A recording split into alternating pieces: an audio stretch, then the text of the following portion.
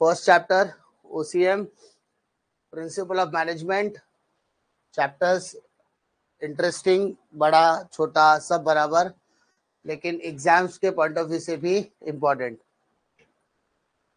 पूरा चैप्टर एक वीडियो के अंदर, उसके लिए सिर्फ एक ही काम करने का है, पढ़ने का है। ये नहीं कि वन शॉट लेक्चर खत्म होने के बाद काम हो गया, सर ने पढ़ा दिया, अभी घर पे बैठ के हम लोग आराम करेंगे, ऐसा बिल्कुल नहीं। पूरा चैप्टर कवर होने के बाद उसके अंदर क्या क्या PYQs आए थे, चैप्टर वाइज PYQ क्या थे, ऑब्जेक्टिव्स क्या थे, केस स्टडीज क्या थी, वो सबको डिस्कशन करने के बाद ही चैप्टर खत्म होगा। सो आपका काम सिंपल सा एक ही है कि कोई भी चैप्टर का वन शॉट लेक्चर करने के बाद, कवर होने के बाद, कोई भी चैप्टर का वन शॉट लेक्चर कवर होने के बाद उसके जो भी PYQ या प्रीवियस ईयर के क्वेश्चंस होंगे, आपके कॉलेज के प्रीलिम्स के क्वेश्चन पेपर होंगे, दोस्त के क्वेश्चन पेपर्स होंगे, जितने भी क्वेश्चन पेपर्स मिलते हैं उस चैप्टर्स के सारे क्वेश्चंस एक बार गो थ्रू करो। गो थ्रू मतलब अगर कोई क्वेश्चन आ रहा है कि फिर प्रिंसिपल्स ऑफ मैनेजमेंट या 14 प्रिंसिपल, तो देखो कि वो क्वेश्चन कितनी बार आया है, कितने पेपर्स में पूछा है, तो उससे एक एनालाइज होगा, एक समझ में आएगा कि ये चैप्टर का वेटेज क्या और चैप्टर करना जरूरी है कि नहीं। Each and every chapter is important, at least objectives के पॉइंट ऑफ व्यू से, केस स्टडी के पॉइंट ऑफ व्यू से। यानी कोई भी अगर 12th स्टैंडर्ड का बच्चा है और वो अभी इस तारीख पर खड़ा है, ठीक है, 5 तारीख को खड़ा है, 5 जनवरी 2025 के दिन खड़ा है, और ये सोच रहा है कि 11 फरवरी 2025 आते आते 36 दिन बचा है, आराम से मेरा हो जाएगा, तो वो आराम वाला बंदा हराम में जाएगा, इतना कंफर्म है, क्योंकि अब उसके लिए आराम हराम होने ही वाला है। 36 दिन के अंदर पूरा साल का सिलेबस होना पॉसिबल नहीं है, फ्रॉम द स्क्रैच पॉसिबल नहीं है, लेकिन रिवीजन पॉसिबल है। 36 दिन में रिवीजन हो सकता है, ये फैक्ट है। 36 दिन में पूरा पढ़ के हो सकता है, ऐसा नहीं है। उसके लिए तुमको अपने बार को स्ट्रेच करना पड़ेगा, अपनी पोटेंशियल को एक्सटेंड करना पड़ेगा। जहां पे आप पूरे साल में 1 घंटा नहीं पढ़ते थे, वहां पे अगर 3 से 4 5 घंटे तक अपना पोटेंशियल एक्सटेंड करोगे तो देयर इज अ पॉसिबिलिटी कि 20-25 दिन के अंदर वहां पर तुम 60-70% में स्टैंड कर जाओ। लेकिन अगर सोचो कि 1-1.5 घंटे का पढ़ाई करके मैं 70-80 तक लेकर आ जाऊंगा, तो ये नेक्स्ट टू इम्पॉसिबल है। This is the harsh reality, आपको एक्सेप्ट करना ही पड़ेगा। मैं यहाँ पे कितना भी बोलूं 20 दिन के अंदर 40 चैप्टर में करा दूं, कोई इशू नहीं, मैं करा दूंगा, तुम कर लोगे क्या, ये इंपॉर्टेंट है। तो तुम्हारे कैपेबिलिटी के ऊपर डिपेंड करता है। और किसी भी सब्जेक्ट को कवर करने में 3 इंपॉर्टेंट चीजें ध्यान रखने का, चैप्टर का कंटेंट क्या है, उसका वेटेज क्या है, और वो कितनी बार प्रीवियस ईयर क्वेश्चंस में पूछा गया है। हमने साल भर में पढ़ा होगा, सुना रहेगा, कुछ तो याद होगा, कुछ भी 10% भी अगर कुछ याद रहेगा तो उसको लिखने की कोशिश करो, एग्जीक्यूट करने की कोशिश करो। दूसरा, चैप्टर का वेटेज समझो, क्या चैप्टर है, कितने मार्क का चैप्टर है, चैप्टर्स के अंदर वो ज्यादा वैलिडिटी रखता है कि नहीं रखता है, प्रीवियस ईयर क्वेश्चंस में आया है कि नहीं आया है। अगर मैं हेनरी फेल का क्वेश्चन पढ़ूं तो क्या वो प्रीवियस ईयर क्वेश्चन में कितनी बार कवर कर रहा है, ऑब्जेक्टिव्स के पॉइंट ऑफ व्यू से क्या इंपॉर्टेंट है। क्योंकि अगर अभी के समय पे अगर कुछ तुमको बेड़ा पार कर सकता है तो वो तुम्हारे ऑब्जेक्टिव्स और केस स्टडी। ओसी के अंदर तो ऑब्जेक्टिव्स और case study 26 marks plus 11 mark objectives ABT में आएगा और 9 मार्क का केस स्टडी आपको एबीटी में पूछा जाएगा। तो इसका मतलब ओसी के अंदर चैप्टर नंबर 1 या कोई भी चैप्टर्स अगर आप पढ़ोगे वन शॉट लेक्चर्स वगैरह में, तो you have to keep 2 things in mind. सबसे पहला, चैप्टर पूरा एक दिन में ही कवर होना चाहिए, और करने के बाद वो चैप्टर एक ही दिन में खत्म हो जाए, उसी की तैयारी करोगे तो ही वन शॉट लेक्चर का फायदा है। ये एक चैप्टर कवर करने में मिनिमम 2 घंटे का टारगेट बनाओ। पूरी चीजें मगअप मत करो। अगर कोई पहली बार चैप्टर पढ़ने के लिए बैठा है तो ये भूल जाओ कि उससे पूरा चैप्टर बाहर होने वाला है। तो try to do simpler answer, simple notes वगैरह मैंने आपके साथ शेयर किया होगा, छोटे छोटे आंसर्स, वो छोटे छोटे आंसर्स बैठ के बाहर करो, ठीक है। 10 के 10 पॉइंट याद मत करो, हेडिंग्स याद करो, उसके अंदर 5-6 का एक्सप्लेनेशन याद कर लो। जहां पे तुम 4 पेज लिखने की कैपेसिटी रखते हो वहां पे 2 पेज लिखा तो भी चलेगा, लेकिन लिखो तो सही, 0 नहीं मिलेगा,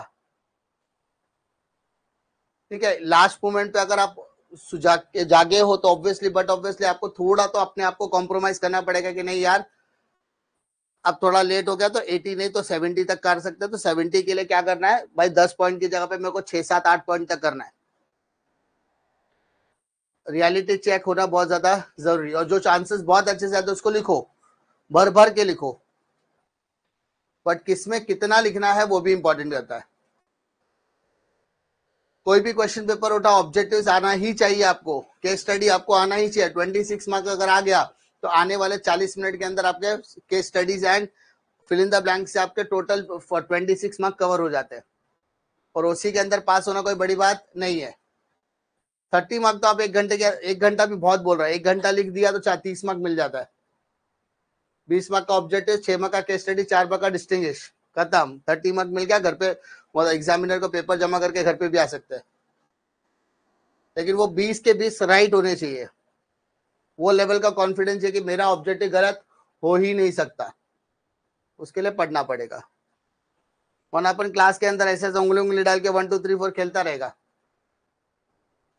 वो लेवल ऑफ कॉन्फिडेंस नहीं है कि साल भर कुछ तो पढ़ा है, कुछ पढ़ा है, कुछ नहीं पढ़ा तो पहले ऑब्जेक्टिव तैयार कर, और उसके बाद अगर चैप्टर पढ़ने की इच्छा है तो ये बोल रहा हूँ कि अगर थॉरली जो भी मैं आपको वन शॉट लेक्चर में बता रहा हूँ, अगर वो अच्छे से कर लिया, पूरा चैप्टर भी हो जाएगा, यही नोट्स रिफर करके तुम उसको आंसर्स बनाने की प्रैक्टिस करो तो भी हो जाएगा। बट होगा, चाहोगे तो सब होगा, नहीं चाहोगे तो कुछ नहीं हुआ, जो अभी तक नहीं हुआ आगे भी होने वाला नहीं है। It's all about your mindset.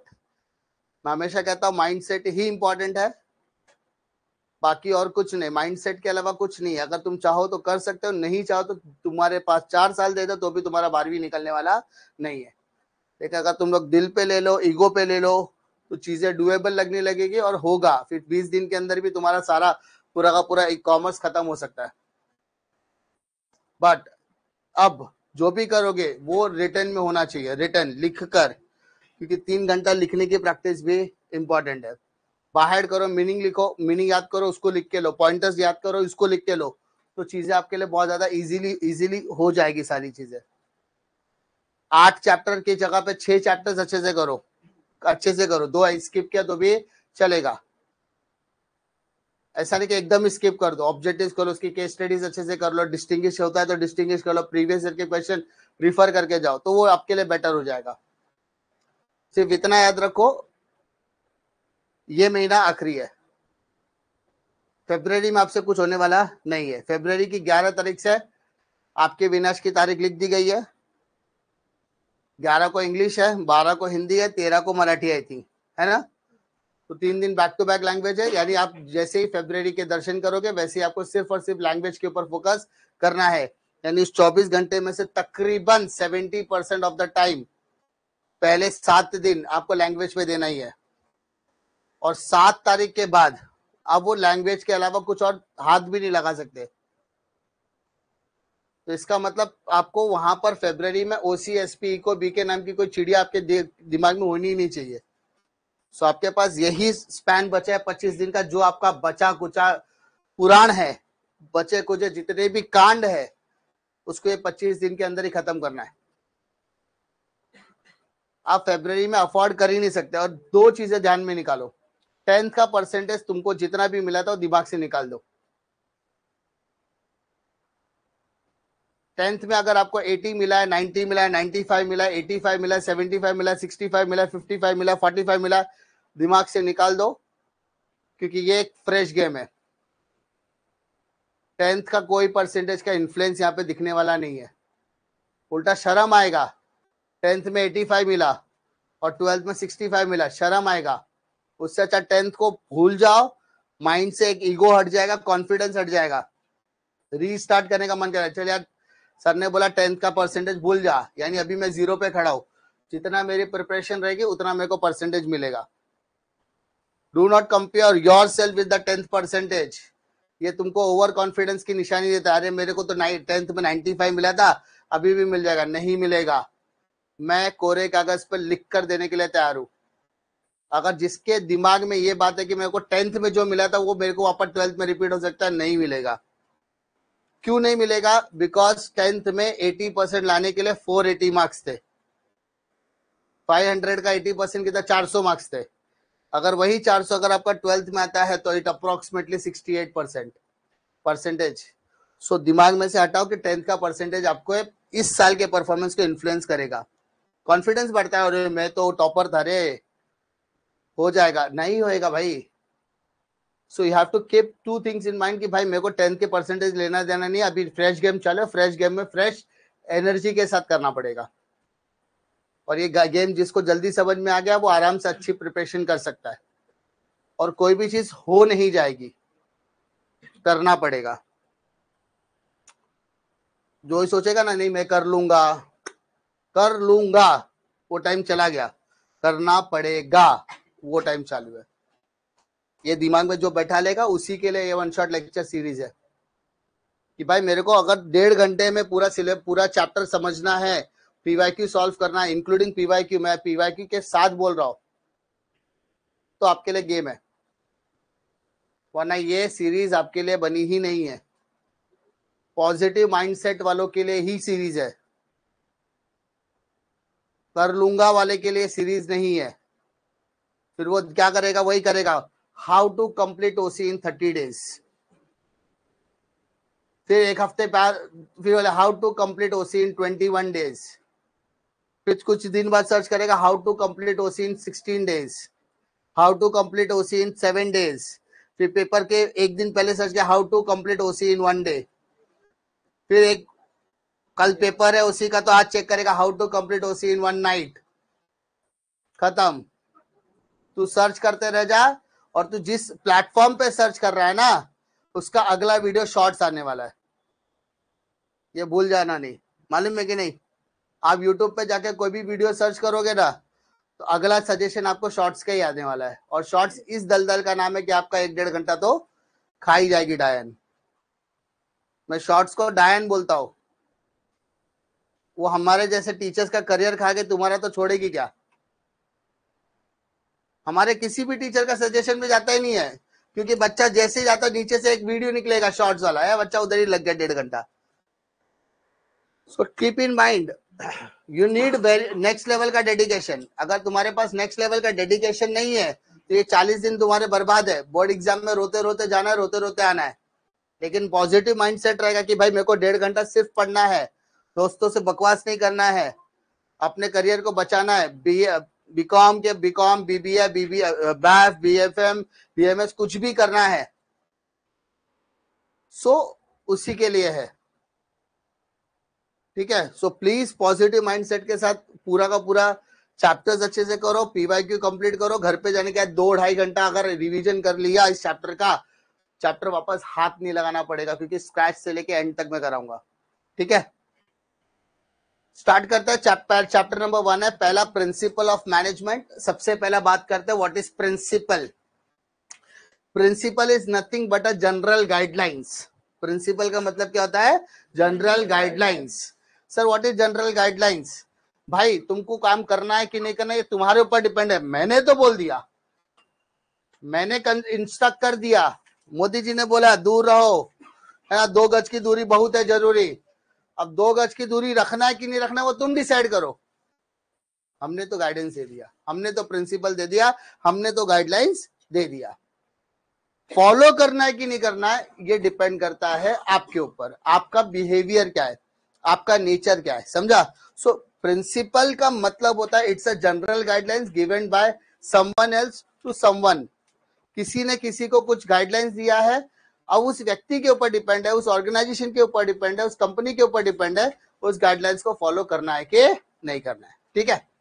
So principle is defined as a fundamental truth or proposition that serves as a foundation for a system of belief or behaviour or chain of a reasoning.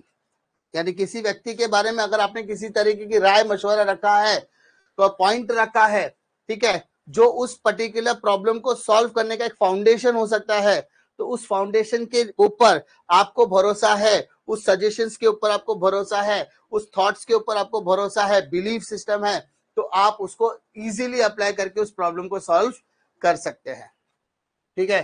So the technique और system which give one directional result are called as principle. यानी जो technique, जो guideline, जो बातें आपको बताई जाती है वो इसीलिए बताई जाती है ताकि आपके रिजल्ट्स वन डायरेक्शनल हो। मल्टी डायरेक्शनल से आप क्या होता है, भटका हो सकता है।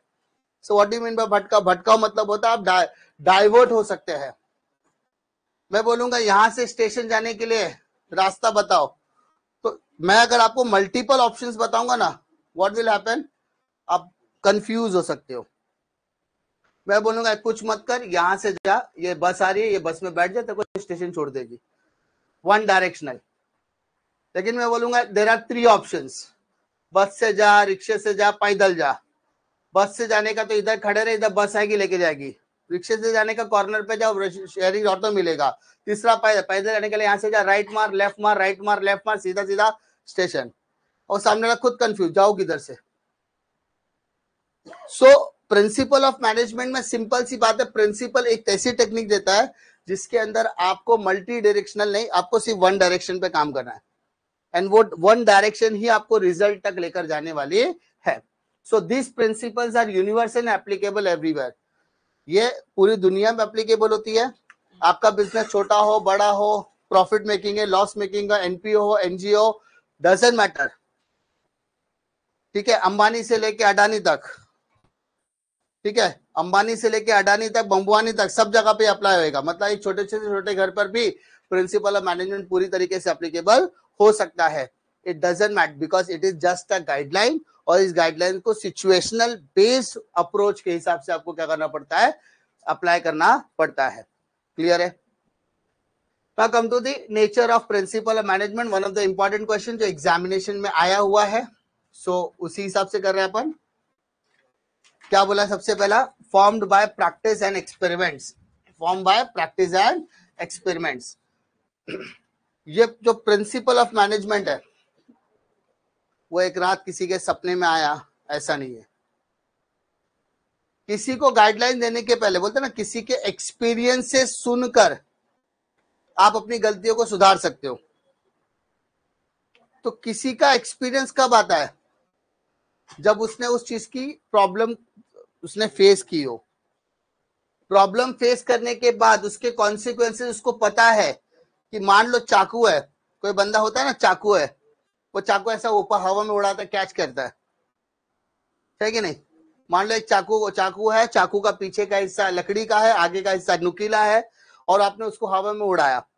एक बार लकड़ी पकड़ी, 2 बार पकड़ा, 3 बार पकड़ा, 4 बार, तो सामने से कोई तो तुमको टोकेगा कि बेटा चाकू से नहीं खेलते। क्यों बोला उसने? क्योंकि उसको पता है नजर हटी दुर्घटना घटी। कहीं पर तुम्हारे लिए, तुम्हारे उस चाकू को उड़ाते समय एक्स्ट्रा फोर्स अप्लाई हुआ, वो मल्टीपल मोशन लेगा, और गलती से अगर वो लकड़ी की जगह पे छुरी हाथ में आएगा तो आपका हाथ कट सकता है। उसने जो एक्सपीरियंस बताया, ये उसको पता है कि ये हो सकता है। अब वो तुमको एक बता रहा है, डायरेक्शन दे रहा है, गाइडलाइन दे रहा है, भाई ऐसा मत कर, तू कर या मत कर, उससे क्या फर्क पड़ता है। तो यहां पर उसी पैमाने पर जो प्रिंसिपल्स ऑफ मैनेजमेंट के हम आने वाले टाइम में बात करने वाले हैं, 14 प्रिंसिपल्स ऑफ मैनेजमेंट, ये सारे 14 प्रिंसिपल ऑफ मैनेजमेंट सभी ना सभी कभी ना कभी किसी ना किसी ऑर्गेनाइजेशन में ट्रायल एंड टेस्टेड है। ये जब तक इसके पॉजिटिव रिस्पांस या पॉजिटिव एस्पेक्ट नहीं है, तब तक ये लोगों के सामने डिस्प्ले नहीं किया गया है। अब इन गाइडलाइंस को मानना है कि नहीं मानना है, ये आपके ऊपर डिपेंड करता है। लेकिन सारे के सारे गाइडलाइंस या प्रिंसिपल्स प्रॉपरली प्रैक्टिस और एक्सपेरिमेंट किए गए हैं through the work of research करने के बाद। समझा? Next, general guidelines. आपने एक प्रॉब्लम बताया, हमने उसका एक सोल्यूशन बताया। ये सबके लिए कॉमन है, प्रॉब्लम उसका सोल्यूशन। आप जैसे अभी पता चल रहा है ना, जो चाइना में एक नया वायरस आ रहा है, आपने देखा होगा, चाइना में एक नया वायरस आ रहा है। आप जाके गूगल, अच्छा सॉरी, इंस्टाग्राम से बाहर ही नहीं निकले ना, बरोबर, कहाँ मालूम रहेगा। HBNV करके नाम है ना, HBNV करके एक वायरस वापस से चाइना में आ रहा है, जिसके वजह से वहां के सारे हॉस्पिटल्स ऑलरेडी ऑक्यूपाइड है। और HBNV is a combination of 3 और 4 वायरस को, 3-4 वायरस मिला के, इंक्लूडिंग कोविड-19, जिसकी वजह से पूरा कांड हुआ है पूरे इंडिया में, इंडिया का पूरी दुनिया में। अब सोचो ये वायरस अगर इंडिया में वापस आ जाए तो what will happen. Sir exam cancel, सबसे पहला एग्जाम कैंसिल, है ना? नहीं होगा बेटा, मोदी जी को पहले बता दिया है, ऐसा नहीं होना चाहिए, क्योंकि ये जो नौजवान बच्चे हैं ना, ये और 10 साल पीछे चले जाएंगे। अभी 5 साल पीछे है और 10 साल चले जाएंगे। टेंशन मतलब। सो HbNV के केस में अब अपने पास एक्सपीरियंस है, कोविड-19 अपन सबने झेला है, तो ये टाइम पे अगर गलती से इंडिया के अंदर, जैसे दून करके एक जगह है इंडिया का, दून, जाके गूगल पे सर्च करना, वहां पर पहला केस आज मिला, HbNV का पहला केस मिला, तो क्या गवर्नमेंट पागल है क्या? डॉक्टर्स उसको पता है ना क्या प्रिकॉशनरी मेजर्स लेने, क्योंकि ऑलरेडी हमने एक्सपीरियंस किया है। वैसे व्यक्ति को पकड़ो, क्वारंटीन करो, उसके ऊपर एक्सपेरिमेंट्स वगैरह हो गए, उसकी वैक्सीन वगैरह होगी, जैसा भी जो है, बट इतना भी उसमें खतरनाक वाला वायरस आया नहीं अपने इंडिया में, खाली लक्षण दिखे हैं HbNV के। सो अपने को इतना टेंशन वाली बात नहीं है, लेकिन हमको पता है कि ऐसा हो चुका है। सो वो टाइम पे भी गवर्नमेंट ने बोला है कि आपको कुछ गाइडलाइंस है, वो गाइडलाइंस को आपको क्या करना है, फॉलो करना है। करो या ना करो, ये किसके ऊपर डिपेंड है? So it's a general guidelines, it's a general guidelines. अभी यहाँ पर इंडिया ने चाइना के जितने भी ट्रेड बैरियर्स थे उसको बोल दिया है कि भाई कुछ समय के लिए हम लोग आपके रिश्ते थोड़े से और बिगड़ेंगे, मतलब हमारे साथ ट्रेड नहीं होगा, वहां पे जो भी है उनको प्रिकॉशनरी मेजर्स के तौर पे वहां पर ट्रीटमेंट वगैरह करने के बाद चाइना में ही क्वारंटीन कर जाएगा, या उनको यहाँ पे लाने से पहले, लोगों के बीच में डालने से पहले, छोड़ने से पहले उनका प्रॉपर वेंटिलेशन से लेके क्वारंटाइन पूरा सब कुछ करने के बाद ही नॉर्मल पब्लिक के पास छोड़ा जाएगा। ये नहीं कि पिछली बार हाँ चाइना में 10,000 लोग फंस गए, चलो निकाल और छोड़ो जाए इंडिया में, तो ये 10,000 लोग और 40,000 लोगों से मिलेंगे, और ऐसा नहीं है। इस बार अपने को पता कि पिछली बार अपन ने क्या गलती किया था कि वहां से लेकर आके इंडिया में छोड़ देते थे। अभी टेंशन नहीं, उधर से लेकर आके एक जगह रखेंगे, क्वारंटाइन करेंगे, वहां पे पूरी तरीके से सक्सेसफुली उनका नेगेटिव रिजल्ट आने के बाद ही उनको वहां से निकालकर प्रॉपरली। तो गाइडलाइंस अपने को पता है, हमने पुराने जमाने में क्या किया, पुराने टाइम में सब कुछ झेला है। So these are the guidelines जो हम लोगों ने ऑलरेडी फॉलो किया हुआ है, बट सिचुएशन से टैकल करने के लिए, प्रॉब्लम सॉल्विंग के लिए तो हमेशा गाइडलाइंस लगने ही वाली है। Third, flexibility. These are the guidelines जो फ्लेक्सिबल नेचर में होनी चाहिए। कैसे नेचर में? फ्लेक्सिबल नेचर मतलब सिचुएशन कैसे भी हो, अच्छी हो बुरी हो, है ना, depending on the situation we can modify our general guidelines. हम अपने जनरल गाइडलाइंस को क्या कर सके, मॉडिफाई, जैसी सिचुएशन वैसा उसका सोल्यूशन। समझा? तो इट कैन बी मॉडिफाइड और adjusted as per the situation. मान लो आप किसी होटल में खाना खाने के लिए गए और उस होटल में आपने सूप मंगाया, 1/2 सूप मंगाया, डेट पे गए, वहां पे आपने 1/2 सूप मंगाया, सूप के अंदर आपको छिपकली की पूंछ मिली, क्या करोगे? खा लोगे? नहीं ना, भड़क जाओगे। ये ऐसा कभी कभी होता है, किसी होटल में आप जाओ, प्योर वेजिटेरियन इंसान, उसको कभी कभी चिकन का सूप ला कर दे देते हैं, गलती से, उनसे गलती हो गई। अब ये व्यक्ति प्योर वेजिटेरियन है, ये तो भड़क जाएगा, है ना। इन दैट केस मैनेजर आके उससे रिक्वेस्ट करेगा, अपोलोजाइज करेगा, उसका खाना फ्री में करेगा, जो उससे बन पड़ता है वो करने की कोशिश करेगा ताकि कस्टमर आगे रिपोर्ट न करे। सिंपल सी बात है। 3 दिन बाद सेम केस किसी ऐसे इंसान के साथ हो गई जिसने जिंदगी में कभी चिकन हाथ ही नहीं लगाया। अब वो बंदा इस चीज को निग्लेक्ट करेगा क्या? वो 101% इसका मुद्दा बनाएगा। तो अब ये सिचुएशन दोनों में सेम है, बट दोनों का सोल्यूशन सेम होने वाला नहीं है। सो हमें जो गाइडलाइंस दी जाती है, आप ऐसा एक्सेप्ट मत करो कि हमेशा सेम रिस्पॉन्स आएगा। आपको सिचुएशन के हिसाब से अपनी गाइडलाइंस को मॉडिफाई करना पड़ सकता है। समझा? सिचुएशन भले ही सेम हो, बट सोल्यूशन उसका सेम होने वाला नहीं है। सो सोल्यूशन के लिए आप अपने गाइडलाइंस को मॉडिफाई कर सकते हैं। नेक्स्ट, बिहेवियरल इन नेचर, यानी जो आपकी गाइडलाइंस है वो किसके ऊपर डिपेंड करता है? आपके behaviour, because human behaviour is unpredictable. Human behaviour कैसा होता है? अनप्रिडिक्टेबल होता है। आप उसको जबरदस्ती काम करा नहीं सकते। अगर उसका सेंटीमेंट हर्ट हो गया तो उसके लिए सब कुछ बेकार कर देगा वो, है ना। इसलिए बोलते हैं ना कि 20 हम लोग 20 क्या जेन जी, हम लोग का जी से हटा के बीटा में डाल दिया, मालूम है कि नहीं।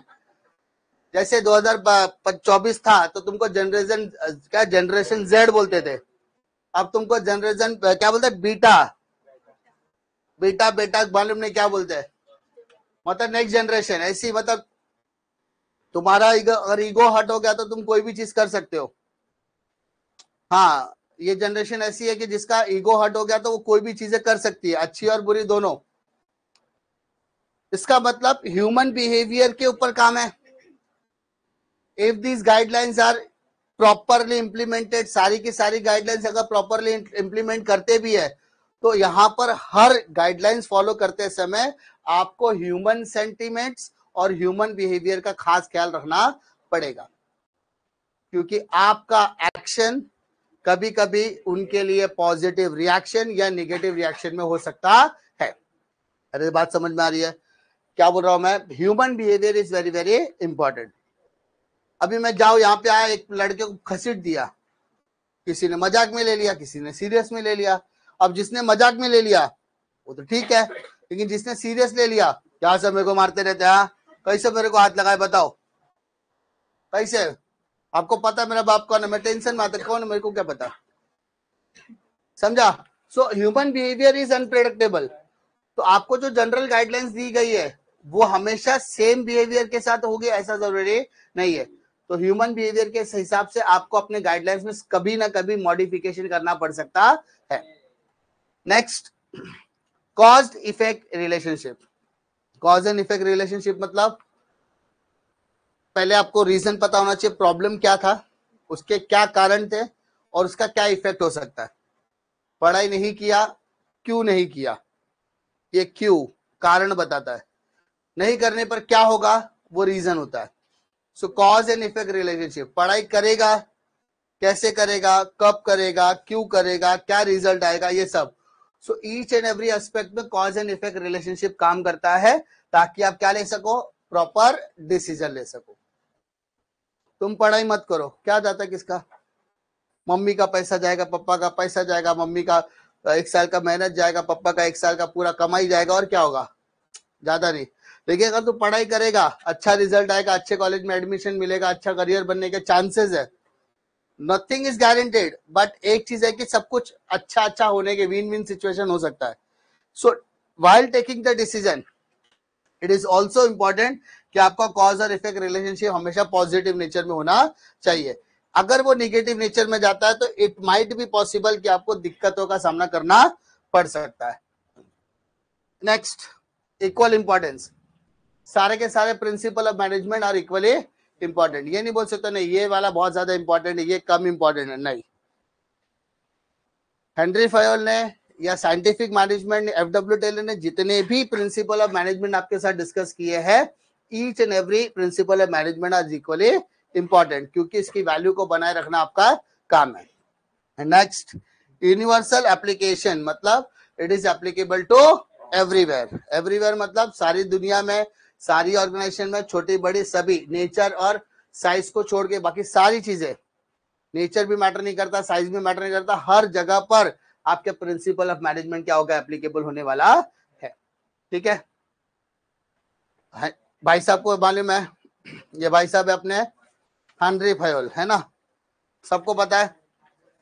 हेनरी फयोल का जब भी आंसर आएगा तो it is expected, teacher expect करते हैं कि कम से कम कुछ तो लिखो उसके बारे में, कुछ तो। डेट ऑफ बर्थ और डेट ऑफ डेथ नहीं लिखा तो भी चलेगा, एटलीस्ट एक लाइन तो लिखो हेनरी फयोल के बारे में। ठीक है, तो Henri Fayol is called as father of modern management. एक लाइन तो ऑब्जेक्टिव्स के लिए भी आता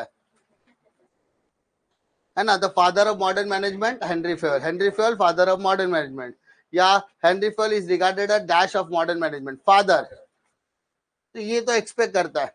अब वो माइनिंग इंजीनियर था, वो as a CMD retirement, chief managing director के तौर पर रिटायरमेंट ले रहा है, उसकी किताब general and industrial administration objectives में नहीं आएगा, लेकिन एटलीस्ट एक लाइन तो आपको हेनरी फयोल के बारे में लिखनी पड़ेगी।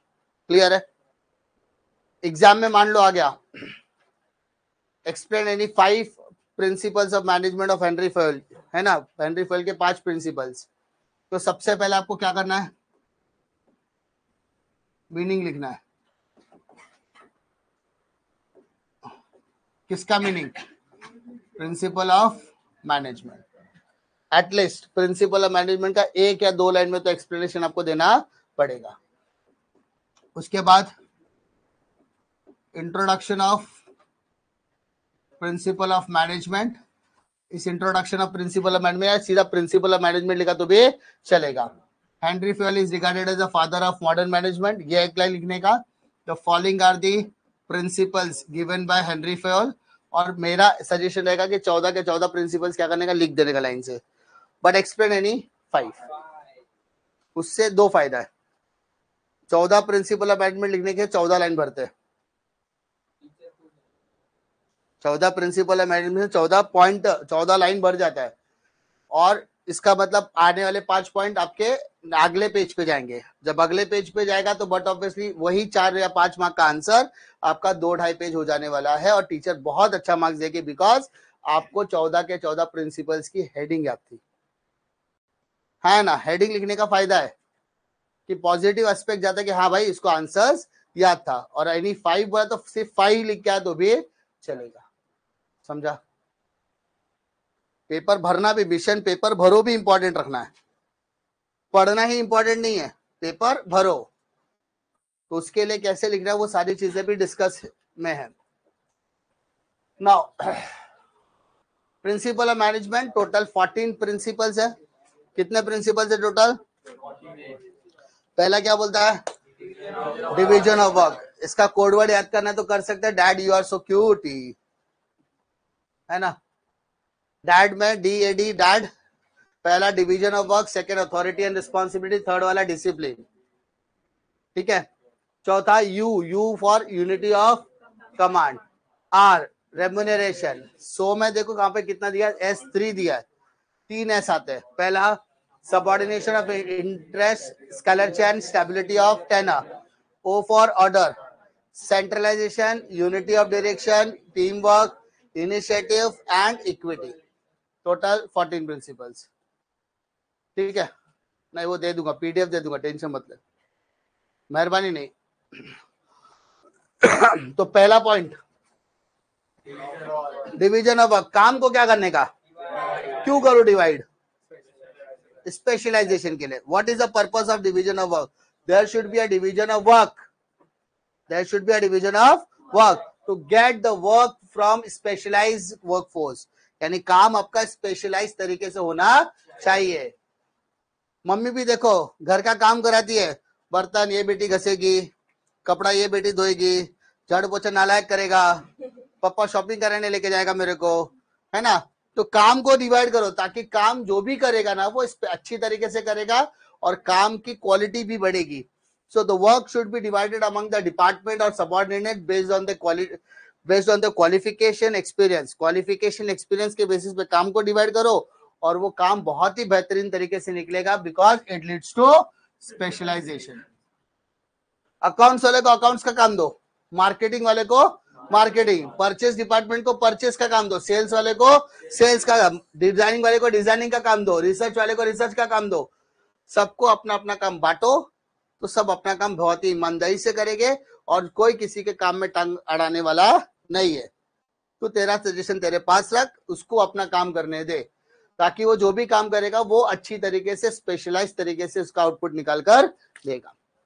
Second point, authority and responsibility. It should be there should be a balance between authority and responsibility. जो मैं बोल रहा हूँ ना वही लिख देने का, there should be a balance between authority and responsibility. अगर authority और responsibility में authority बड़ा है, अधिकार और जिम्मेदारी में अधिकार बड़ा है, ठीक है, अधिकार बढ़ाता है बड़ा है, तो there is a chance for exploitation. किसके चांस है सर? कभी कभी सुना है ना, बॉस किसी को एक्सप्लॉइट करता है। एक्सप्लॉइट मतलब शोषण करना, वो मेंटली भी हो सकता है, फिजिकली भी हो सकता है, अपने पद का गलत फायदा उठाना। है ना, एक्सप्लॉयटेशन, अपने अथॉरिटी का गलत फायदा उठाना, मतलब वो किसी को एक्सप्लॉइट कर रहा है, फिजिकली कर रहा है, मेंटली कर रहा है, या वर्कलोड ज्यादा दे रहा है, 10-10 11-12 बजे तक उससे काम करवा रहा है, पगार 10 घंटे की भी नहीं दे रहा है, इसको बोलते हैं अथॉरिटी का गलत फायदा उठाना। अगर अथॉरिटी ज्यादा, रिस्पॉन्सिबिलिटी कम है, तो there is a chance for exploitation. लेकिन अथॉरिटी कम है, रिस्पॉन्सिबिलिटी ज्यादा है, तो भाई साहब कॉन्ट्राडिक्शन हो सकता है, यानी सामने वाला बंदा प्रेशर में आ सकता है। किस में आ सकता है? प्रेशर में आ सकता है, प्रेशराइज हो सकता है। आपने उसको जिम्मेदारी ज्यादा दिया है, बट काम करने की वो अथॉरिटी दी नहीं है, सो वो अंडर प्रेशर काम करेगा। ठीक है, तो हमें कोशिश क्या करनी है, there should be a balance between authority and responsibility. Clear है? Next, discipline. कोई भी काम करो, उस काम करने में क्या होना चाहिए? डिसिप्लिन होना चाहिए। सर डिसिप्लिन का सिंपल सा मतलब क्या है? डिसिप्लिन का सिंपल सा मतलब क्या है? टाइम पे काम होना चाहिए, and with the help of following rules and regulation. यानी जो भी रूल्स एंड रेगुलेशंस कंपनी ने बनाए हैं वो आपकी बेहतरी के लिए बनाए। You have to just obey the rules and regulations. समझा? फिर आता है यूनिटी ऑफ कमांड। देखो ध्यान से, यूनिटी ऑफ कमांड और यूनिटी ऑफ डायरेक्शन दोनों सुनने में एक जैसा लग सकता है, पर दोनों अलग है। यूनिटी ऑफ कमांड मतलब एक ही सुपेरियर से ऑर्डर आना चाहिए, order from one superior, multiple bosses नहीं, मल्टीपल बॉसेस नहीं। एक ऑर्गेनाइजेशन में मल्टीपल बॉस हो सकते हैं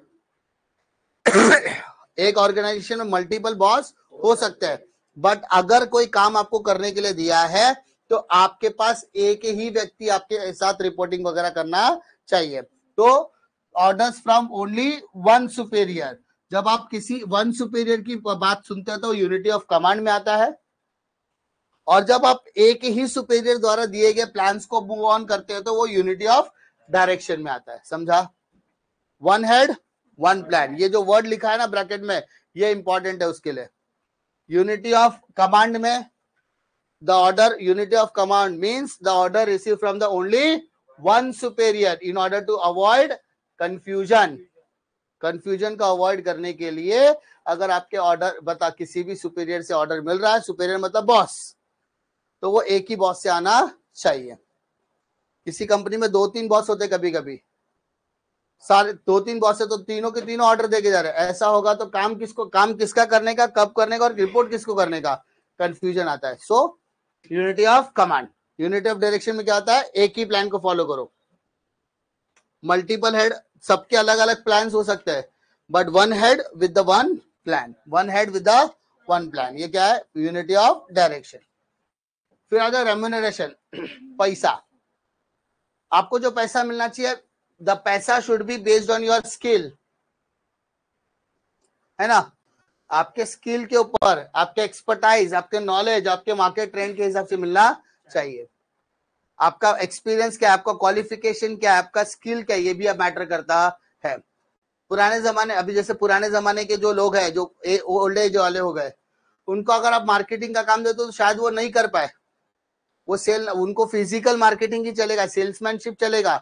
लेकिन आजकल के लोग क्या करते हैं? डिजिटल मार्केटिंग करते हैं, और ज्यादातर कंपनी में जो डिजिटल मार्केटिंग वाले बच्चे होते हैं वो 22, 23, 24 साल के बच्चे होते हैं, क्योंकि वो दे आर वेरी यूनिक। उनका अप्रोच क्या होता है? यूनिक होता है। कंप्यूटर पे बैठो, लैपटॉप पे बैठो, कैनवा गया या 2-4 एप्लीकेशन पे गए, वहां से फटाफट मार्केटिंग टैक्टिक्स अप्लाई किया, डिजाइन बनाया और सोशल मीडिया पे बम्बार्ड कर दिया, एंड उससे उसका सेल भी बढ़ जाता है। Digital marketing. क्लियर है? तो यहाँ पर क्या होता है, उनका कैसा है? एफर्ट कम बट रिवॉर्ड ज्यादा। धंधा बढ़ाने का मैं बढ़ा के देता है, क्या करने का? तुमको एडवर्टाइजमेंट करने का, किधर करने का? रील्स में मैं करके देता है। 1 मिनट का वीडियो बनाया, एडवर्टाइजमेंट कर दिया, पैसा लगा दिया, बोला पैसा लगाने के बाद इतना अप्रोच मिल गया, 50, 60, 70 हजार लोगों ने देख लिया, उसमें से 1% भी कन्वर्जन हो गया तो 500 लोग आ गए। 500 लोगों ने अगर 100 रुपए का भी सामान गया तो 50,000 कवर। समझा? सो वो अपने स्किल का पैसा ले रहा है, वो अपने एक्सपर्टाइज का पैसा ले रहा है। समझा? सो आपका रेम्यूनरेशन आपके age, qualification, experience, skill, market trend सबके हिसाब से होना चाहिए। Subordination of interest. आप कंपनी को बताओ कि भाई each and every employee is very very important. Company के मैनेजमेंट को बताने का कि एम्प्लॉय क्या है, इंपॉर्टेंट है, और एम्प्लॉय को बताने का कंपनी भी इंपॉर्टेंट है। जब तू अपने लिए काम करेगा तो तू कंपनी के लिए काम करेगा, लेकिन जब तू कंपनी के लिए काम करेगा ना तो बाय डिफॉल्ट तू अपने लिए भी काम करने वाला है, क्योंकि कंपनी जैसे जैसे आगे बढ़ेगी तेरा भी तो इंडिविजुअल ग्रोथ होगा। तुझे हमेशा से तो चपरासी रखेंगे नहीं, हमें थोड़ा तो ग्रोथ होगा, थोड़ा थोड़ा मॉनेटरी रिटर्न भी हो सकता है, पैसा भी मिल सकता है, ग्रोथ भी मिल सकता है, पगार बढ़ सकती है, पोस्ट बढ़ सकती है। तो अगर तू खुद के लिए काम करेगा तो कंपनी भी आगे बढ़ेगी, अगर तू कंपनी के लिए काम करेगा तो तू भी आगे बढ़ेगा। यानी ये दोनों एक दूसरे से क्या है, इंटरकनेक्टेड है। सो लोगों को अपने सबऑर्डिनेशन ऑफ इंटरेस्ट के बारे में बताना बहुत ज्यादा जरूरी है। क्लियर है? स्केलर चेन, स्केलर चेन क्या बोलता है? Hierarchy of the authority from top level to lower level. Simple सी बात है कि अगर एक डिपार्टमेंट है, उस डिपार्टमेंट ने ए को डायरेक्शन दिया तो ए ने बी को डायरेक्शन दिया रहेगा, बी ने सी को दिया रहेगा। फिर डिपार्टमेंट ने एच को डायरेक्शन दिया तो एच ने जी को दिया रहेगा, जी ने आई को दिया रहेगा। इन केस काम इस तरीके से बांटा है तो रिपोर्टिंग भी वैसी होगा, सी बी को रिपोर्ट करेगा, बी ए को करेगा, ए डिपार्टमेंट को रिपोर्ट करेगा। वही सेम आई ने काम किया तो जी को रिपोर्ट करेगा, जी एच को रिपोर्ट करेगा, एच डिपार्टमेंट को करेगा। बट कभी कभी इमरजेंसी आती है, इन केस ऑफ इमरजेंसी उनको कभी कभी डायरेक्टली इन्वॉल्व करना पड़ता है।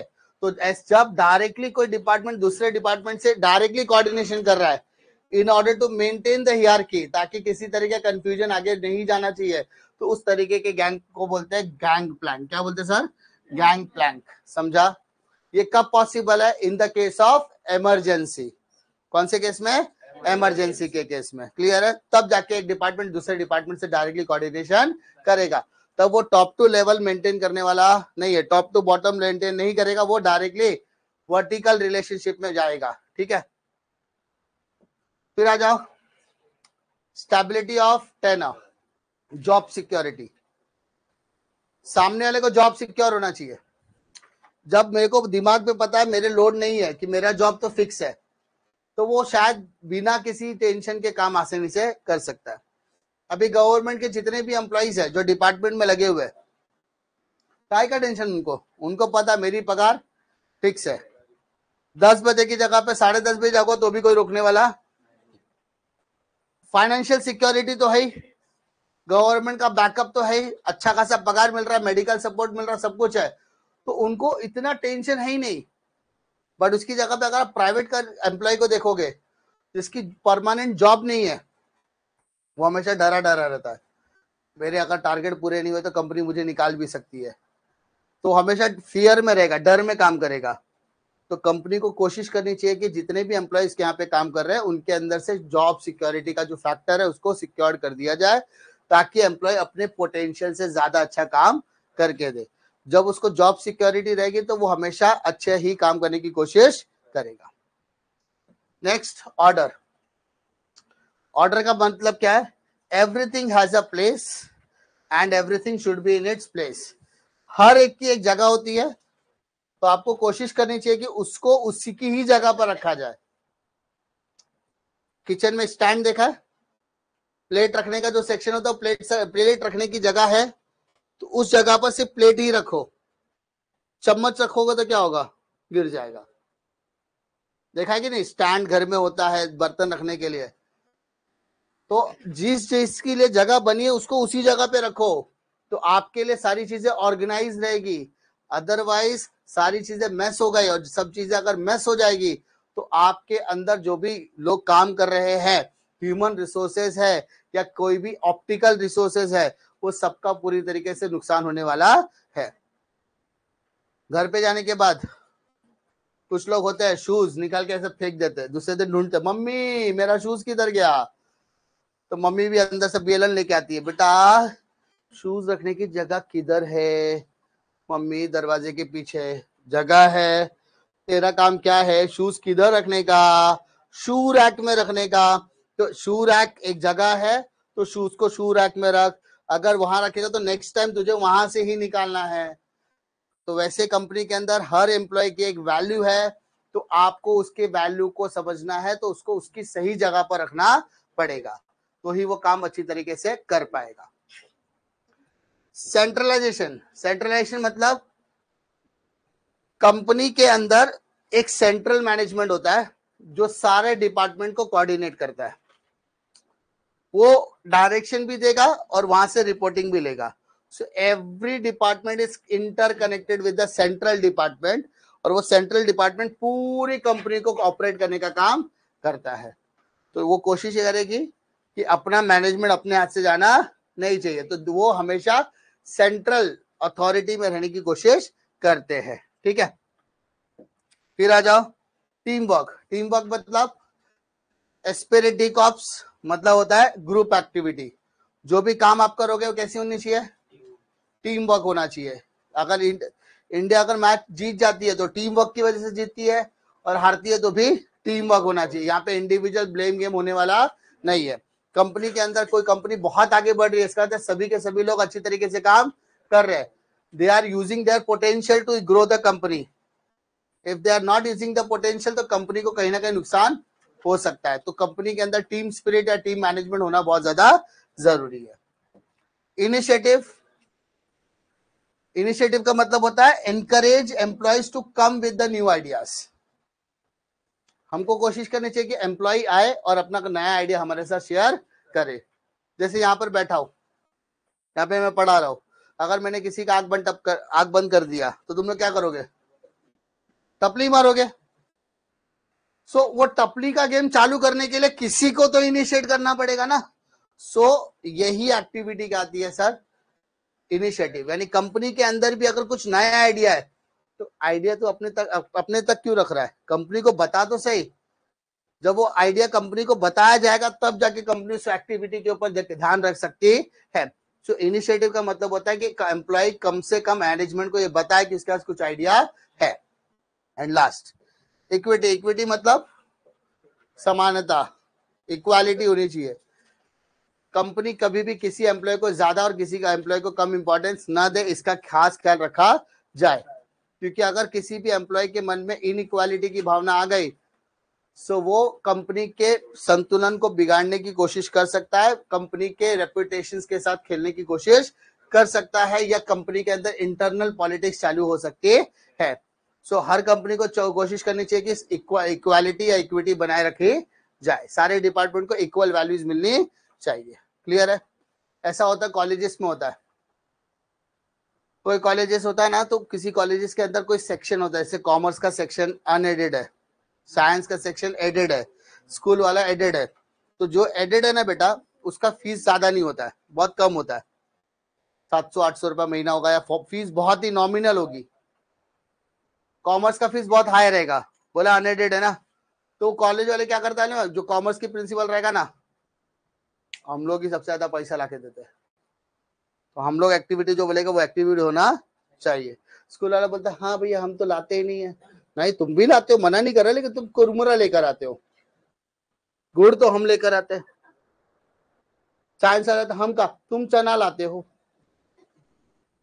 मतलब तुम्हारा जो फंड का कंट्रीब्यूशन है ना, हम उसको डिनाई नहीं कर रहे, लेकिन तुम्हारे मुकाबले में फंड हमारा ज्यादा है ना, तो हमको ज्यादा इंपॉर्टेंस मिलना चाहिए।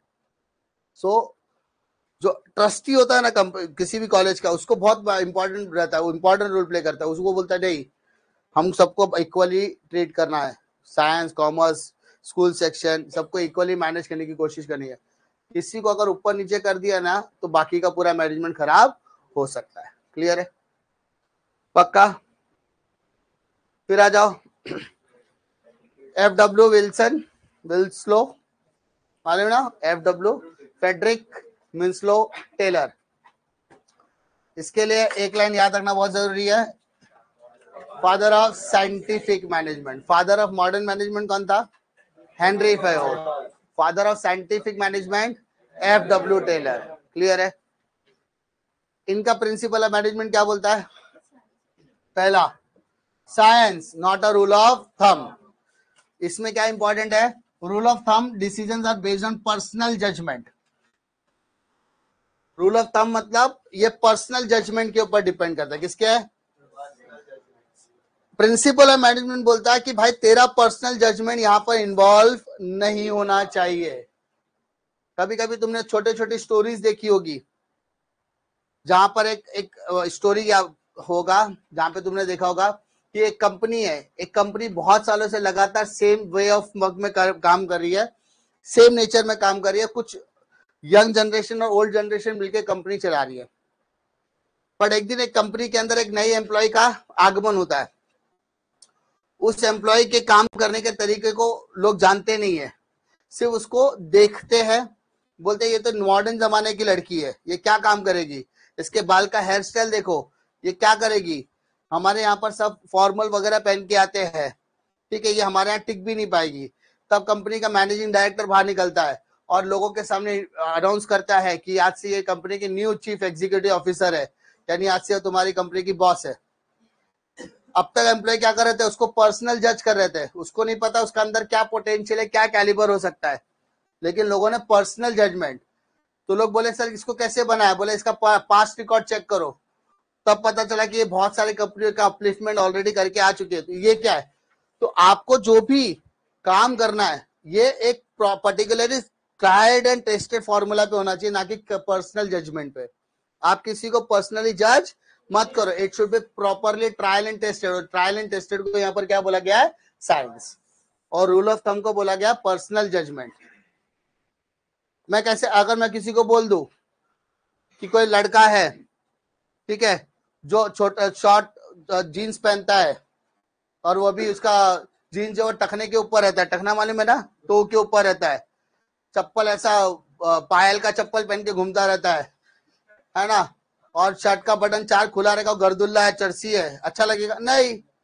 हो सकता है कि वो सिर्फ उसके पहनने का तरीका वैसा हो, काम करने में वो उससे अच्छा हो। तो किसी के पहनावे या किसी के लुक को देखकर आप उसके बारे में कोई भी पर्सनल ओपिनियन क्रिएट मत करो। अगर आप कंपनी के अंदर उसको एम्प्लॉयड कर रहे हो तो बट ऑब्वियसली उसके काम को देख के जज करना चाहिए, ना कि उसके नेचर को देख के, ठीक है। Harmony not Discord. डिस्कॉर्ड मतलब मनभेद नहीं होने चाहिए, आपके बीच में मतभेद हो सकते हैं बट मनभेद होना नहीं चाहिए। यू शुड ट्राई कि कंपनी के अंदर सारे डिपार्टमेंट मिलकर काम करे, ठीक है। Harmony between employees and management, employee management मिलकर काम करे।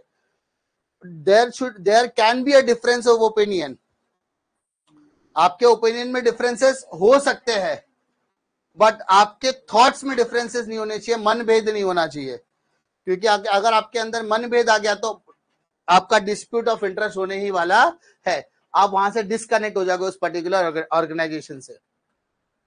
Third, mental revolution, change the attitude of the employee and management towards each other. Mental revolution मतलब क्या, आपको लोगों के मानसिकता के साथ कि भाई कंपनी तुम्हारे बारे में सोच रही है। एक बेस्ट एग्जांपल देता हूं, एटलास नाम सुना है, एटलास, एटलास और हीरो साइकिल नाम सुना है। ये दोनों एक दूसरे के बहुत बड़े कॉम्पिटिटर हुआ करते थे, या आज भी है।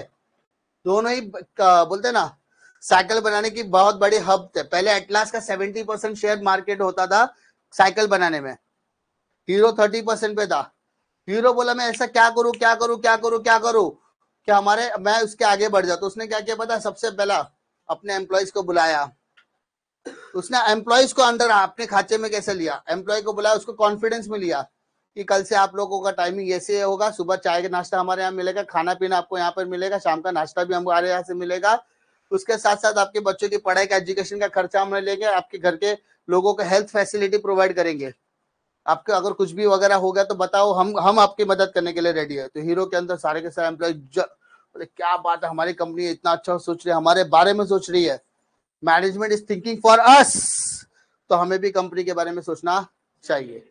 कंपनी के अंदर लोगों ने काम करना चालू किया। एक दिन एक एम्प्लॉय का एक छोटा सा एक्सीडेंट हो गया, उसको हॉस्पिटलाइज लेकर चले गए। तो वहां पर लेकर जाने के बाद पता चला कि उसको ब्लड की जरूरत है। तो कंपनी का जो डायरेक्टर था वो पहुंच गया खून देने के लिए।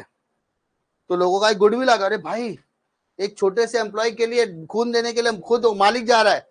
तो मेंटल रेवोल्यूशन हो गया, अरे कंपनी, तो कंपनी के अंदर कभी हड़ताल नहीं हुई, समझा। एटलस वाले को पता चला, एटलस के एम्प्लॉइज को पता चला, तो उन लोगों ने हड़ताल वगैरह कर दिया, समझा। अब सवाल ये पैदा होता है कि एटलॉस के अंदर, जो एटलास इतना बड़ा कंपनी था लेकिन उसके अंदर मेंटल रिवोल्यूशन क्यों नहीं हो पाया? क्योंकि एम्प्लॉइज डिमांड कर रहे थे कि आपने हीरो को जो फैसिलिटी वहां पे मिल रही है ना, वो सारी फैसिलिटी हमको भी मिलनी चाहिए। इसके अलावा यहाँ पर वो नहीं रुका, हीरो ने क्या बोला, ठीक है हम एम्प्लॉय के लिए काम करेंगे तो एम्प्लॉय भी हमारे लिए काम करेगा। मंथली टारगेट दिया जाता, मंथली टारगेट कंप्लीट होने के बाद वो एम्प्लॉयज को क्या करता था, ट्रीट देने के लिए जाता था, कभी पार्टी रख दिया जाता था, कभी फैमिली के साथ मूवीज देखने के लिए चले जाते थे, तो सब। तो यहाँ पे उनको बताया गया कि you are equally important than us, आप हमारे लिए उतने ही इंपॉर्टेंट जितना कि हम है। सो कंपनी आपके बारे में सोचे तो आपको भी हमारे बारे में सोचना पड़ेगा। और जैसे एटलस का प्रोडक्शन कम हुआ, यहाँ के लोगों ने ज्यादा प्रोडक्शन कर लिया और धीरे धीरे हीरो साइकिल्स का नाम पूरा इंडिया में फैल गया। समझा? सो मेंटल रिवोल्यूशन का मतलब क्या? थॉट प्रोसेस चेंज करना, कंपनी के प्रति अपनी मानसिकता को चेंज करना। कोऑपरेशन नॉट इंडिविजुअलिज्म, यहाँ पे दो डिपार्टमेंट्स के बीच में एक दूसरे के साथ तालमेल होना बहुत ज्यादा जरूरी है।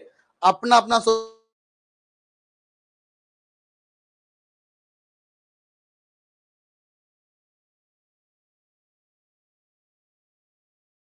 करेगा, ऐसा तो होएगा नहीं। तो वर्ल्ड क्रिकेट खेलने के लिए खड़ा तो तुझे सामने कोई तो बैट्समैन चाहिए। अब सामने बैट्समैन चाहिए मतलब तू यहां से रन भागना चाहता तो वो भी तो भागना चाहिए। So it's not about your individualism, it is about cooperation. दोनों के बीच में तालमेल होगा तो ही वो एक दूसरे की मदद करके एक हाई स्कोर तक पहुंच सकते हैं। समझा? डिवीजन ऑफ रिस्पॉन्सिबिलिटी, काम को बांटो, बट काम को बांटने के साथ साथ जिम्मेदारियों को भी बांटो, ताकि कोई काम में अगर कम ज्यादा हो जाए तो वही डिपार्टमेंट को पकड़ा जाए, ना कि किसी और। वर्क के साथ साथ रिस्पॉन्सिबिलिटी बांटने की जिम्मेदारी भी होनी चाहिए। Development of employees and employers for greater efficiency, maximum prosperity, proper training and development programs, यानी कंपनी के एम्प्लॉइज की प्रोडक्टिविटी बढ़ाने के लिए, कंपनी के एम्प्लॉइज की एफिशिएंसी बढ़ाने के लिए जब जब जरूरत हो नई टेक्नोलॉजी के साथ उनकी ट्रेनिंग होनी चाहिए। पुरानी टेक्नोलॉजी से कब तक प्रोडक्शन करोगे? अगर तुम्हारी कंपनी में नई मशीन आई है तो इट इज एक्सपेक्टेड दैट आप एम्प्लॉय को प्रॉपर ट्रेनिंग दो, और ट्रेनिंग करने के बाद उनकी वर्क एफिशिएंसी को बढ़ाने की कोशिश करनी चाहिए। क्लियर है? पक्का? Last question of the day, that is techniques of scientific management. There are 6 techniques. पहला टेक्निक क्या है? Work study. टेक्निक्स मतलब समझता है? जैसे हेनरी फेल ने 14 प्रिंसिपल ऑफ मैनेजमेंट फेंक के मारा है वैसे इसने 6 टेक्निक्स। पहला टेक्निक क्या बोलता है? वर्क स्टडी, काम को देखो। काम देखने का पहला तरीका क्या है? टाइम। जैसे तुमको पता है रोटी बनाने के लिए कितना समय लगता है, तो सर एक जैसे पहली रोटी बनाने के लिए सर ज्यादा समय लगेगा, तवा गर्म होने में भी टाइम लगता है, आटा बेलने में भी टाइम लगेगा, सब कुछ करने में टाइम लगेगा, लेकिन एक बार जब सब कुछ होने के बाद, पहली रोटी बनने के बाद सारा काम आसान हो सकता है। तो आपने डिसाइड कर लिया, ठीक है 10 लोगों के लिए रोटी बनानी है, 10 लोगों के लिए 20 रोटी बनाने में तकरीबन मान ले में 45 मिनट का समय देता है, 45 मिनट्स। आपने डिसाइड कर दिया कि 45 मिनट में रोटी बननी चाहिए। कोई व्यक्ति रहेगा जो 45 मिनट का काम 30 मिनट में कर देता है। तो पहला तरीका क्या है? टाइम के हिसाब से 45 मिनट का काम आधे घंटे में कर दिया, वाह क्या अच्छा एम्प्लॉय है। समझा? दूसरा मेथड, सबके काम करने का तरीका अलग है। अब तरीका अलग है तो कोई कोई होता है ना कि रोटी बनाना है, तो आपने रोटी बना, मेरे को क्या पता कौन सी रोटी, रुमाली रोटी बना दिया, पतली पतली रोटी बना दिया। कोई होता है सैंडविच रोटी बनाता है, पता कि नहीं, एक साथ 2 रोटी निकालता है। सबकी टेक्निक अलग होती है। आपने 2 रोटी बोला था तो हमने रोटी बनाई है, मना नहीं कर रहे, हम भी रोटी बनाना है, लेकिन हमारा तरीका बनाने का अलग है। किसी किसी का पूरी बनाने का तरीका, बड़ा रोटी बनाता है 4 टुकड़ा करता है, डाल दिया 4 एक साथ 4 पूरी। कोई होता है कटोरा लेके बैठा रहता है, हाँ बड़ा सा रोटी बनाया उसमें 2 कटोरा डाल दिया, 2 पूरी बना के निकल गया। मेथड, प्रोडक्टिविटी है तो मेथड्स भी डिफरेंट हो सकते हैं, तो मेथड के अकॉर्डिंगली भी काम को जज किया जा सकता है। मोशन, मूवमेंट, मोशन मतलब मूवमेंट, कि आपके एम्प्लॉइज कैसे काम कर रहे हैं, उनका वर्किंग स्टाइल क्या है।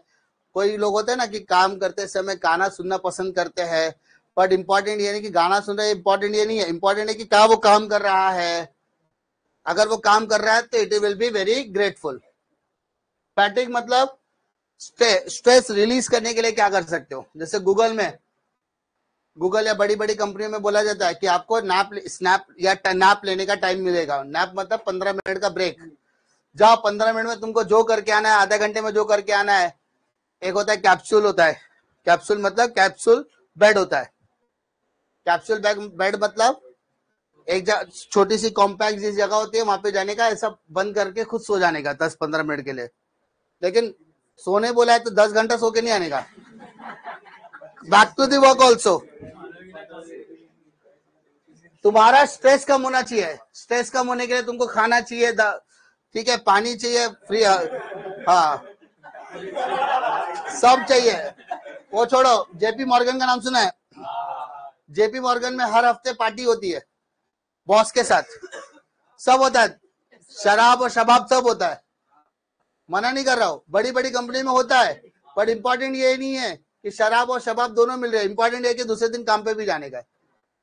Target should be completed, target complete होना चाहिए। तुमको अपना स्ट्रेस रिलीज करने के लिए तुमको जिस तरीके का तुमको पार्टी करना करो, लेकिन दूसरे दिन काम पर भी आना पड़ेगा।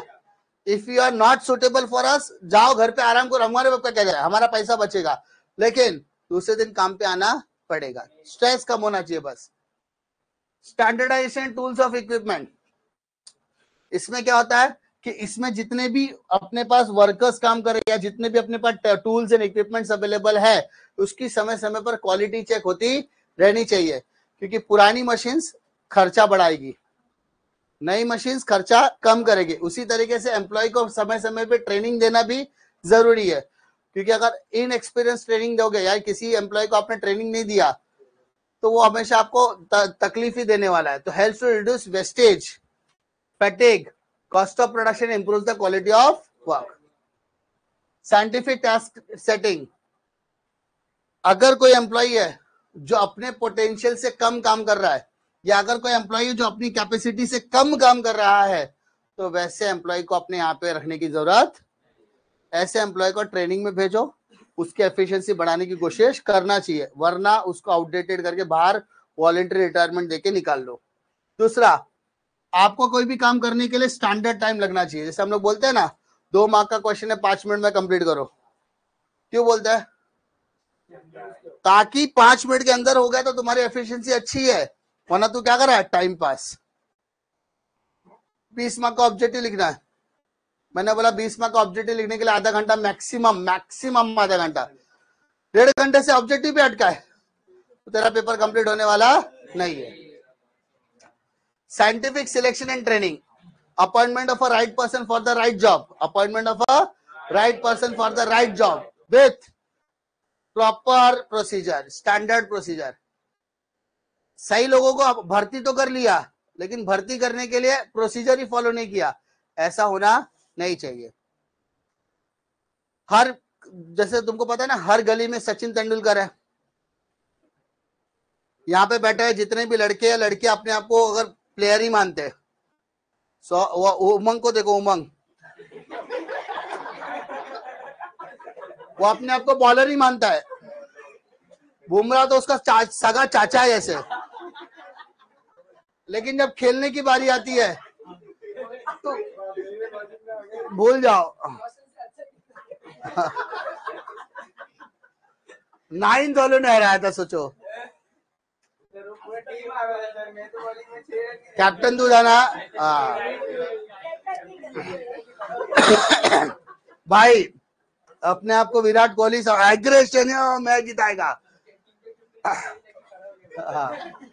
समझा?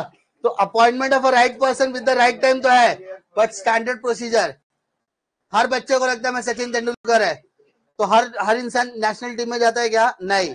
उसको वहां तक पहुंचाने के लिए स्टैंडर्ड प्रोसीजर होता है कि पहले तो क्लब क्रिकेट खेलेगा, एक एज तक क्लब क्रिकेट खेलेगा, उसके बाद तेरे को रणजी खेलना पड़ेगा या तुझे किसी फ्रेंचाइजी टीम में खेलना पड़ेगा, उधर से तेरा सिलेक्शन होएगा, नेशनल कॉल आएगा, उसके नेशनल कॉल के लिए तुझे पहले नेशनल ट्रेनिंग एकेडमी ज्वाइन करना पड़ेगा, क्रिकेट एकेडमी जाना पड़ेगा, वहां से जाने के बाद तुझे नेशनल कॉल मिलेगा।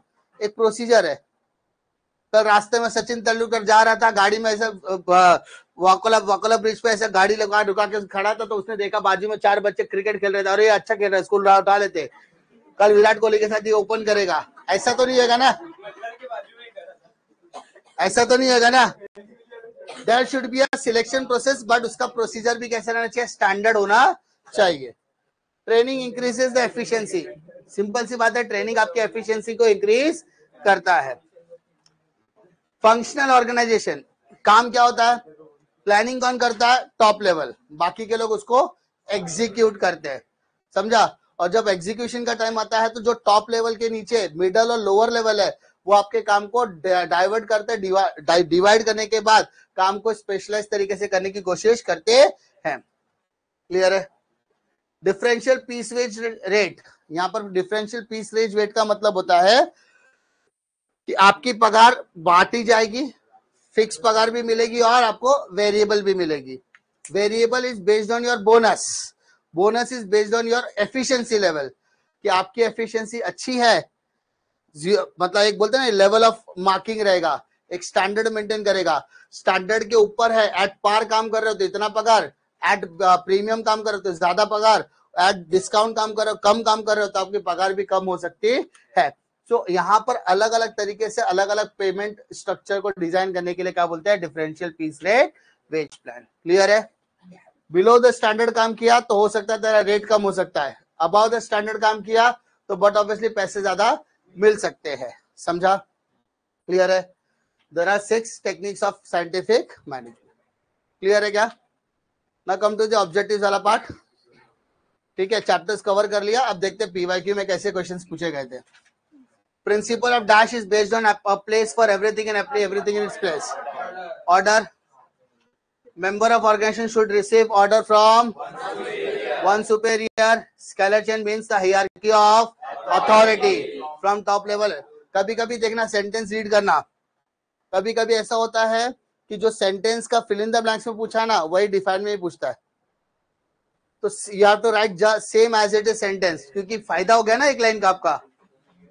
Dash regarded as the father of scientific, और यहाँ पे हेनरी फेयल आएगा तो फादर ऑफ मॉडर्न मैनेजमेंट, समझा। बाजू में ईयर लिखा है, कौन कौन से ईयर में आया है, मैच द पेयर में Henri Fayol modern management, scientific management principle unit of direction one head, अगर कमांड होता तो unity of command, order from one superior, order from one superior, confusion create करने के लिए देता है। Now whether true or false, the principle of management are universal in nature, true. F.W. Taylor has proposed 14 principle of management, तो F.W. Taylor की जगह पे क्या आएगा, हेनरी फेयल, समझा। करेक्शन करने आना चाहिए, कभी कभी ऐसा देता ना अंडरलाइन वर्ड, तो F.W. टेलर हटाने का क्या लगाने का, हेनरी फेयल। अच्छा, हेनरी फेयल की स्पेलिंग मालूम है ना, कुछ कुछ बच्चे होते हैं, आता तो है हेनरी फेयल, स्पेलिंग ही नहीं मालूम, फायोल FEYOL, हेनरी में HENRY, कोई तो वाई की जगह पे आई लिख के आता है, मार्क्स कैसे मिलेगा। हाँ, select the correct option from the bracket, father of scientific management, correct the underlined word and rewrite the following sentence. Security in job always affect the adversely effect of the efficiency of the employee. बहुत सारे बच्चे security की जगह पे insecurity लिखते लेकिन underline नहीं करते, जो इस वर्ड को रिप्लेस करके आपने नया वर्ड लगाया उसके नीचे अंडरलाइन करना जरूरी है, समझा। Decentralization means concentration of the powers and authority at a specific position. तो decentralization की जगह पे क्या आएगा, समझा। तो उसके नीचे अंडरलाइन करना जरूरी है। And you should not write the question, you have to write only answer. But answer लिखते समय जिस क्वेश्चन को रिप्लेस किया उधर अंडरलाइन करना जरूरी है, ठीक है। फॉलोइंग टर्म्स में देखो, स्पिरिट डी कॉर्प्स आया हुआ है, हमने 14 प्रिंसिपल में पढ़ा, mental revolution, फैटिक study, principle of discipline. अब जितना जितना अपन ने यहाँ पे पढ़ा है ना ये सब छोटा छोटा फैटिक स्टडी वगैरह, उसी को एक्सप्लेन करना आपको छोटे छोटे वर्ड्स में, ठीक है। Principal of management of flexible in nature, लिखने का क्या मालूम नहीं है, आ गया कुछ तो पढ़ा रहेगा। Principle of management of flexible in nature, justify. आपको management principles are helpful in optimum utilisation of resources. तो जो यहाँ पर मैनेजमेंट प्रिंसिपल से रिलेटेड जितने भी पॉइंटर्स आपको पता है वो सारे pointers optimum utilisation of resources में डाल सकते हो, ठीक है। केस स्टडी जुलाई 2023 में आया हुआ है। Mister Harshad is an entrepreneur engage in the production of eco friendly utensils. Both the male and female workers are working in his factory. All male employees are directly working on the machine, whereas female employees are working in the packaging department. Mr. Sharath is working as a finance manager and Mrs. Naina is working as a HR manager who is responsible for recruiting employees in the factory. On the basis, which principle of management is involved in the above case? काम divide किया, so यहाँ पर क्या आएगा? Which principle of management? The principle of management is involved in the above case is division of work. समझा? एक sentence लिखना है। The principle of management is involved in the above case is division of work. एक sentence लिखना है, एक mark लेकर जाना है। What is the designation of Mrs. Naina in the organization? The designation of Mrs. Naina in the organization is HR manager. समझा? Single sentence लिखो, एक मार्क लेकर जाओ, ठीक है। Who is responsible for overall planning of the organization? भाई मालिक ये है तो प्लानिंग भी यही करेगा। So the responsible mister Mehta, sorry mister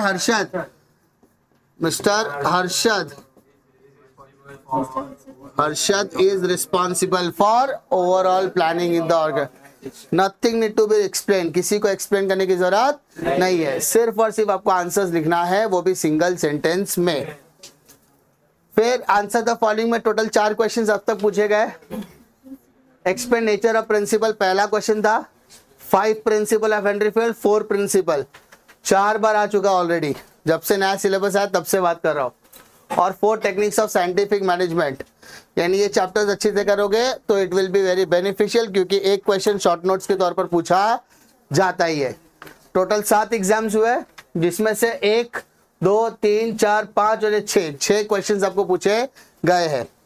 समझा? 6 क्वेश्चन, 7 में से 6 क्वेश्चंस पूछे गए। 7 साल में से 6 क्वेश्चंस, 7 साल मतलब 7 पेपर्स, 7 प्रीवियस ईयर के क्वेश्चन में से, यानी एक क्वेश्चन इसमें से आने के चांसेस सबसे ज्यादा है। सो आप इसको इग्नोर मार ही नहीं सकते। क्लियर है? समझा? चैप्टर नंबर 1 के अंदर जो भी इंपॉर्टेंट क्वेश्चंस थे वो सब कवर हो गए। ऑब्जेक्टिव्स भी मैंने करा दिया, जस्टिफाई आपके साथ डिस्कस किया कि कैसे लिखना है। 4 पॉइंटर्स के जस्टिफाई, कम से कम 4, maximum 5 point. You should not right max बोलते हैं मोर देन 5 पॉइंट्स। जस्टिफिकेशन में 5 से ज्यादा लिखने का कोई सेंस बनता नहीं है।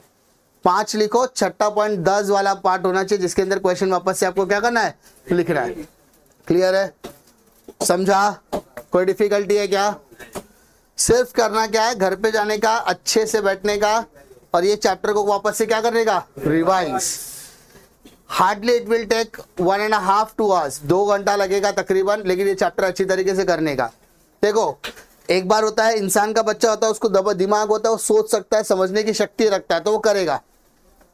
एक होता है नहीं सुनता है, वो अपने मम्मी पापा का नहीं सुना तो मेरा क्या सुनेगा, तो वो कभी भी करने वाला नहीं है। बट करना तो है, करना पड़ेगा। आज नहीं तो कल करोगे, करना तो पड़ेगा। जो नहीं करेगा उसको मरना पड़ेगा कर्म से।